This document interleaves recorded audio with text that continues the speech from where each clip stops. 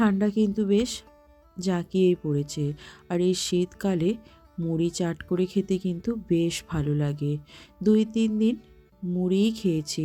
রাত্রের ডিনারে কিছু বানিয়ে নিতাম মুড়ির সাথে, কিন্তু আজ ভাবলাম একটু রুটি বানাবো, সাথে বানাবো ঘুগনি। আমাদের বাড়িতে সবাই একটু ঝোলওয়ালা ঘুগনি বেশি পছন্দ করে।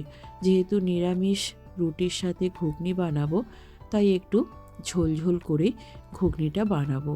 এদিকে ঘুগনিটা চাপিয়ে দিয়ে আমি রুটিগুলোও বেলে নিয়েছিলাম, তাই কড়াটাকে অন্য গ্যাসে তুলে রুটিগুলোকে ভেজে নেব। ঘুগনিটা আমার হয়ে গেছে, তাই আমি হটপটে রেখে দিলাম। যেহেতু শীতকাল, হটপটে যদি ঘুগনিটা থাকে তাহলে অনেকক্ষণ গরম থাকবে। তারপর চলে এলাম রুটিগুলো ভাজতে। আজকের এই মিনি ব্লগটা এ পর্যন্ত। কেমন লাগলো অবশ্যই কমেন্ট করে জানিও। যদি ভালো লাগে লাইক, শেয়ার অ্যান্ড সাবস্ক্রাইব করে দিও।